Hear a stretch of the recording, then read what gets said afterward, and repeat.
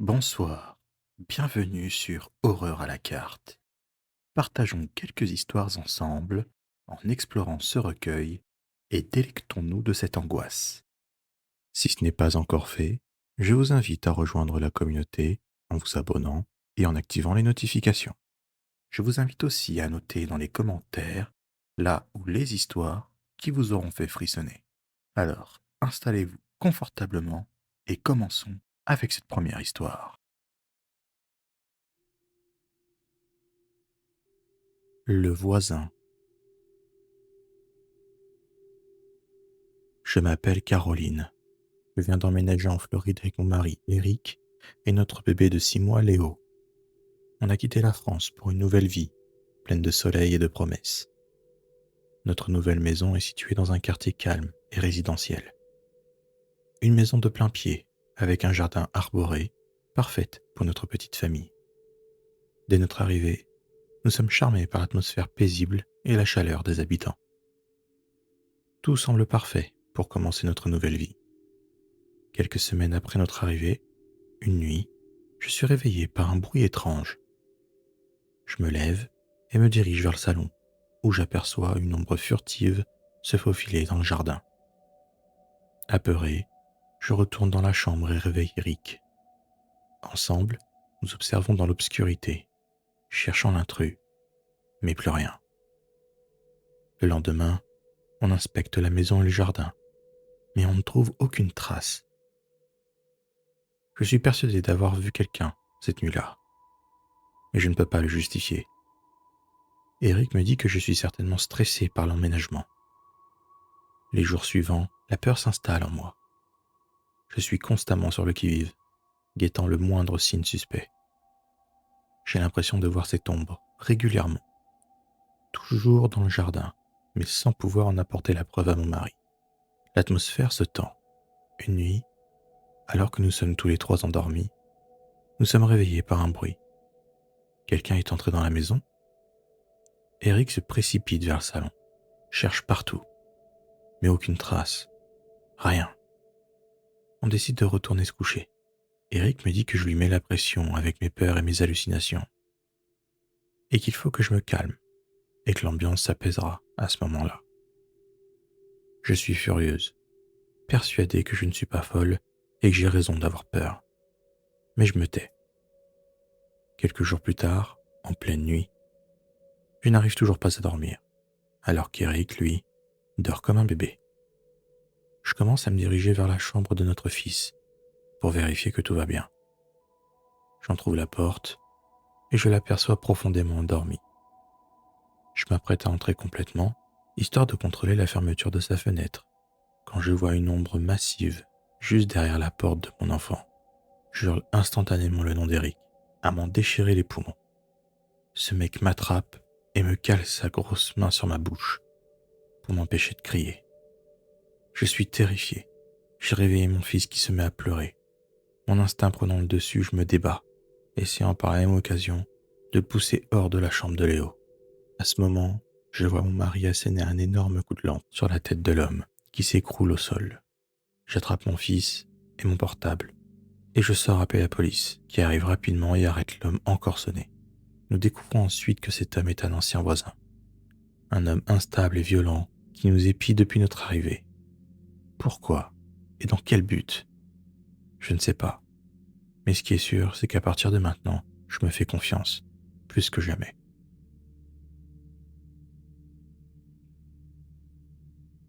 Un parcours sauvage. Je m'appelle Nolan, j'ai 27 ans et je vis dans les Pyrénées. Je suis un kayakiste amateur. J'aime explorer les rivières et profiter de la tranquillité de la nature. Aujourd'hui, j'ai décidé de faire un parcours en kayak.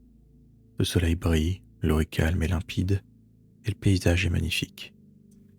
Je pagaie tranquillement, admirant les arbres qui se reflètent dans l'eau. La journée est bien entamée, quand j'entends un bruit étrange. Un claquement, comme une branche qui se brise.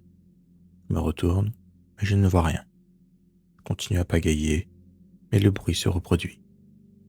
Je commence à avoir peur. La forêt est immense, et je suis seul. Le soleil commence à se coucher et l'atmosphère devient plus sombre. J'entends de nouveau le bruit, plus proche cette fois. Je regarde autour de moi, paniqué. Je vois une forme sombre se déplacer entre les arbres. J'essaie de ramer plus vite, mais mon kayak est bloqué par des branchages au bord de la rive. La forme se rapproche. Je distingue des yeux rouges qui brillent. Je suis terrifié. Il n'y a plus aucun moyen de m'échapper. La forme se précipite sur moi. Je ferme les yeux par réflexe. Un grognement me fait sursauter. J'ouvre les yeux. La forme sombre n'est plus là. À la place, un ours énorme me fixe l'air furieux. Ses griffes sont grandes et ses dents luisent dans la pénombre. Je me souviens avoir vu des panneaux d'avertissement mentionnant la présence d'ours dans le coin. Je suis soulagé que ce ne soit pas un monstre, mais un animal sauvage reste un danger. L'ours grogne et frappe au sol. Il semble prêt à charger. Je me rappelle avoir lu des conseils sur la façon de se comporter face à un ours. Surtout, ne pas paniquer, paraître plus grand, écarter les bras et hurler de toutes ses forces. Les secondes s'écoulent lentement et l'ours continue de me fixer. Il renifle avant de se retourner et de s'enfoncer dans les arbres. Je lâche un soupir de soulagement. Mes jambes tremblent et mes mains sont moites de peur. Mais je ne suis pas blessé. Je me dégage des branchages qui bloquent mon kayak et rame frénétiquement. Je dois sortir de là avant que la nuit ne tombe complètement. L'eau clapote sous ma pagaie et je ne m'arrête pas avant d'apercevoir des lumières au loin. Je pagaille jusqu'au port et accoste mon kayak sur la berge. Je suis épuisé, tremblant de froid et de peur. Je jure de ne plus jamais m'aventurer seul dans cet endroit. J'ai évité de justesse l'attaque d'un ours, mais cette rencontre m'a laissé une peur bleue.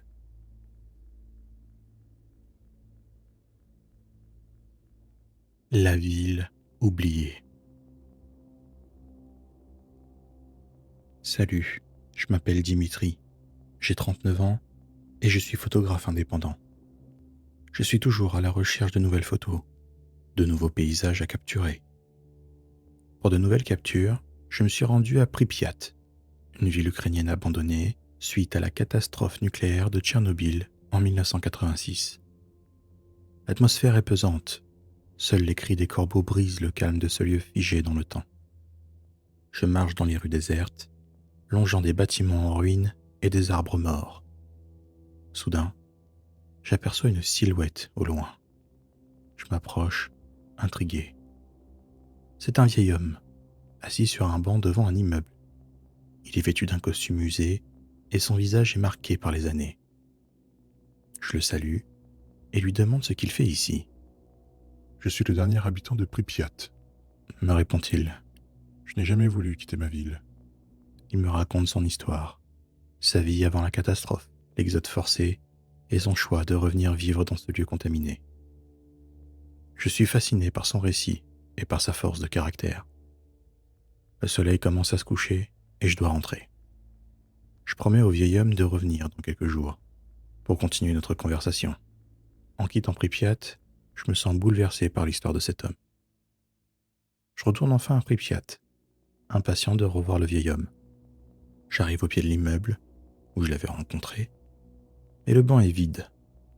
Je l'appelle, mais aucune réponse. Je commence à m'inquiéter. Est-ce qu'il lui est arrivé quelque chose? Je décide de fouiller l'immeuble. L'intérieur est sombre et poussiéreux. Les portes des appartements fracturées. En montant les escaliers, j'entends un faible bruit provenant d'un étage supérieur. Je tends l'oreille et distingue une voix. Je me dirige vers la source du son. Arrivé devant, je pousse doucement la porte et je découvre une pièce éclairée par une seule bougie. Assis dans un fauteuil, le dos tourné à la porte, se trouve le vieil homme. Mais je ne le reconnais presque pas. Son visage est pâle et émacié, et il a les yeux vides. Il murmure des paroles, comme s'il récitait une prière. Je suis figé par la peur. Je referme doucement la porte et recule en silence. Je quitte l'immeuble, mon cœur battant la chamade. Je n'ose pas regarder en arrière. Qu'est-ce qui s'est passé? Est-il malade? A-t-il perdu la tête à cause de la solitude? Des radiations? Je n'ai pas de réponse. L'image du vieil homme m'attriste. La ville oubliée ne recèle pas seulement les traces d'une catastrophe nucléaire, mais aussi des secrets et des souffrances qui hantent ceux qui y sont restés.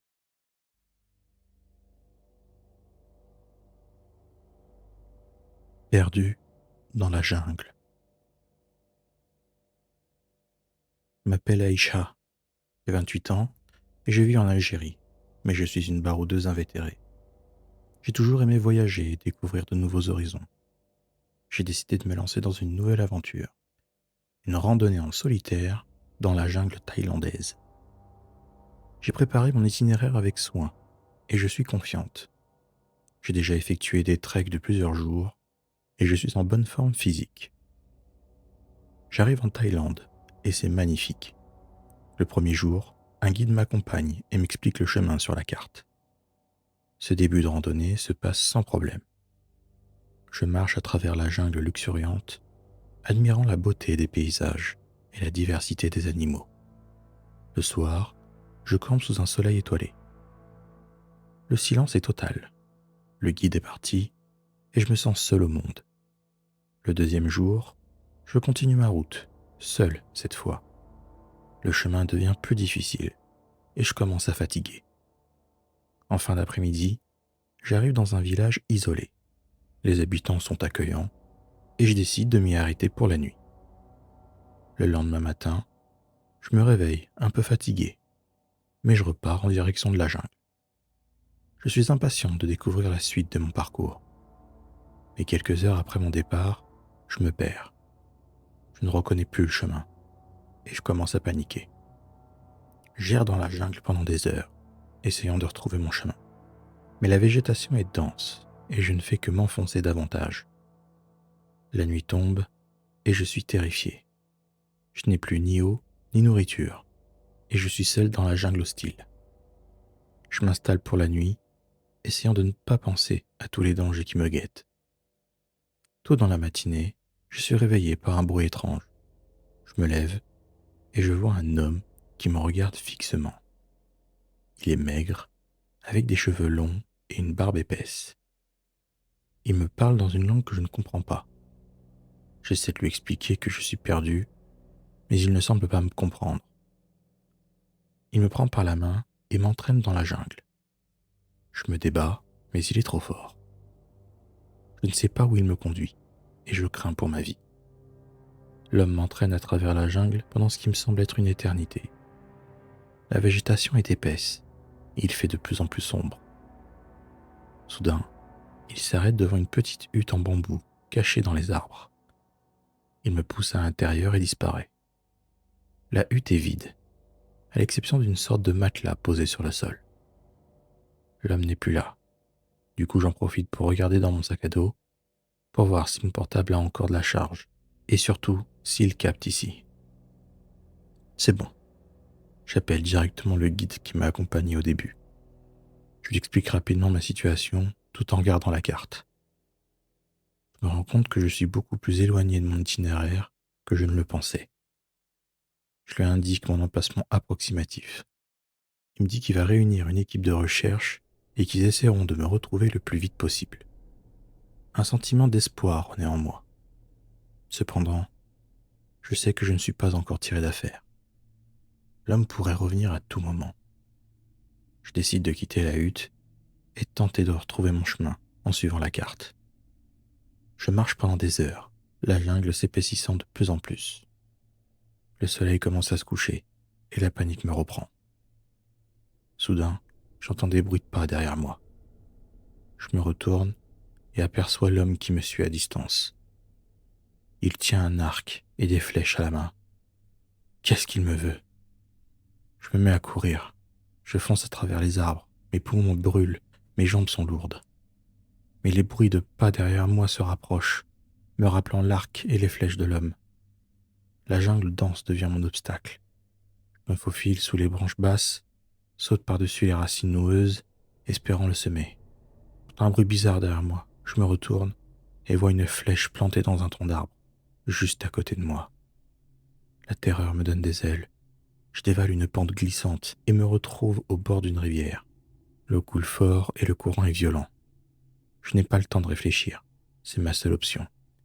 Je plonge dans la rivière. Je lutte contre le courant. J'entends des hurlements dans la jungle. Je ne sais pas combien de temps je nage, mais l'eau me tire vers le bas. Mes bras commencent à se fatiguer. Je vois une lumière au loin. Je redouble d'efforts et sors finalement de l'eau sur une petite plage de sable. Juste devant moi se trouve un village éclairé. Je titube vers les maisons en bois, appelant de l'aide. Des silhouettes apparaissent. Des gens sortent de leur habitation. Je m'effondre par terre, épuisé et en larmes. Les villageois me portent dans une maison, me donnant de l'eau et de la nourriture. Je leur raconte mon histoire avec l'aide de touristes qui étaient en vacances dans ce village. Ils comprennent mon calvaire. Ils me disent que l'homme est un ermite solitaire, connu pour sa nature imprévisible. Ils promettent de contacter les autorités et de m'aider à rentrer chez moi. Le lendemain, après avoir retrouvé mes forces, je quitte le village, escorté par des locaux. Ils me ramènent à la route principale, où le guide et une équipe de secours m'attendent. En retrouvant la civilisation, je suis submergé par un flot d'émotions. La peur, le soulagement, la gratitude. J'ai échappé à une disparition et une attaque dans la jungle. Mais l'expérience m'a marqué à jamais. Je suis rentré avec une nouvelle appréciation de la vie et un profond respect pour le peuple thaïlandais.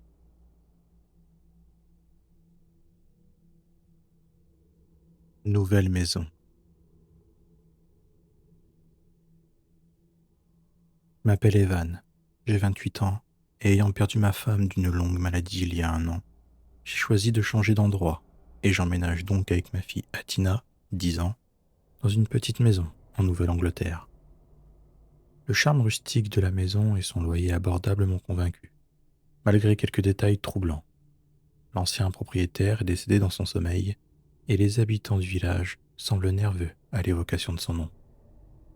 Mais j'ai besoin d'un nouveau départ et Atina a besoin d'un endroit stable pour s'épanouir. Dès notre arrivée, une voisine, Madame Thompson, se montre particulièrement intrusive. C'est une femme d'une quarantaine d'années, avec un ado de 14 ans. À la fin de la semaine, elle nous offre un gâteau de bienvenue, insistant pour le déposer elle-même dans la cuisine. Elle me demande si on entend des choses suspectes.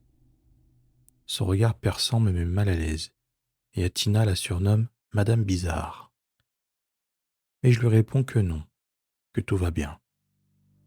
Jusqu'au jour, ou plutôt une nuit, des bruits étranges provenant du grenier mitoyen perturbent notre sommeil. Je rassure Atina comme je peux, et elle finit par se rendormir. Mais les nuits suivantes, les bruits s'intensifient. Des chuchotements, des pas feutrés et des griffures sur le bois nous tiennent éveillés. Ma fille est terrifiée.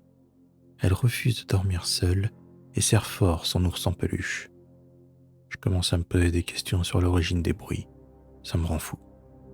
Un soir, en fumant dans le jardin, j'inspecte la façade de la maison, un peu au hasard, et je suis certain d'avoir aperçu, par la lucarne, une ombre furtive se glisser dans le grenier. Affolé, je m'y précipite, une batte de baseball à la main. Le grenier est sombre et poussiéreux, rempli de cartons et de meubles anciens. Soudain, j'entends un petit son. Je me dirige vers la source du son et je découvre une petite fille cachée derrière une pile de cartons. Elle est tremblante de peur et son regard est dans le vague. Elle est sale et rachitique et elle ne parle pas. Je contacte la police et la petite est prise en charge. Mais qu'est-ce qu'elle faisait là et depuis quand? Je découvre le lendemain que c'est la fille de Madame Thompson. Elle avait accouché en secret et la petite n'a jamais été déclarée à l'état civil. Même son grand frère ne connaissait pas l'existence de sa sœur. Elle a vécu 6 ans dans le grenier, seule. Elle ne lui a pas appris à parler et à être propre. La petite avait fait un passage entre les deux greniers pour pouvoir regarder dehors. L'affaire est résolue, mais ça m'a brisé le cœur.